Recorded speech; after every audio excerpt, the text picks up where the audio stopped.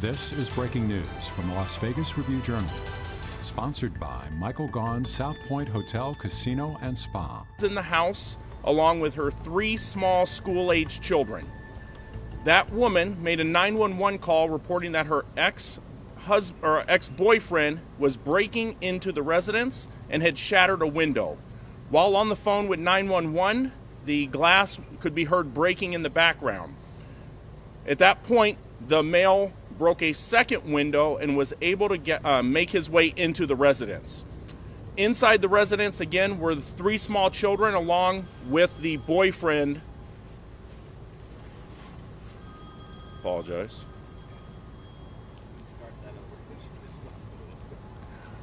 Along with the boyfriend inside the residence with the woman.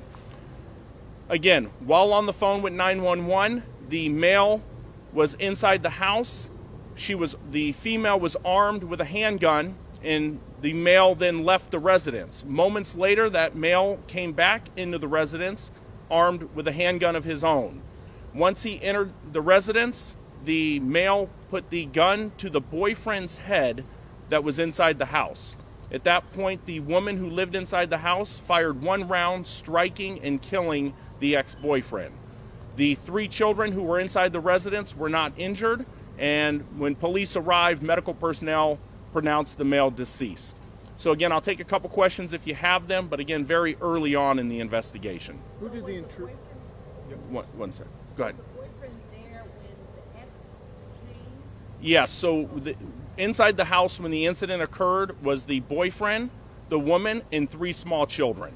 The ex-boyfriend is when he broke in the window, entered the house, and that's when the shooting took place. So the ex-boyfriend put the gun to the head of the current boyfriend? That is correct. And That then is the woman shot him? That is correct. And that is, again, I stress it's still very early on in the investigation, but from listening to the 911 call en route to this call, from listening to that and the preliminary details that we have, that is the details that have been provided to us. How long ago do we know how long ago the relationship ended between the ex-boyfriend and this homeowner?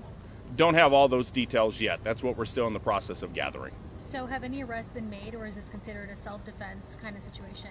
At this point in the investigation, all indications is that the woman acted in self-defense. But again, as in all cases, once the investigation is completed, that case is submitted to the district attorney who will make that ultimate decision. It sounds like he left to go get, a weapon that could counteract the weapon that she had on hand.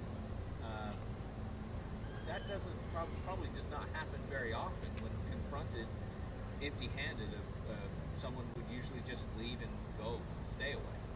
Well, again, you have a male who forcefully broke into a house occupied by a woman with her 3 small children.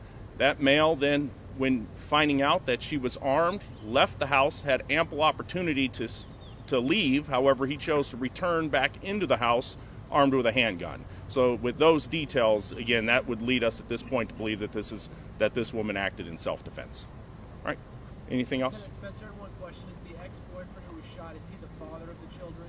I'm not going to get into the specific relation or dynamics as far as who's the father and who's not. But again, there were three children inside the residence when it occurred, and the children were not harmed.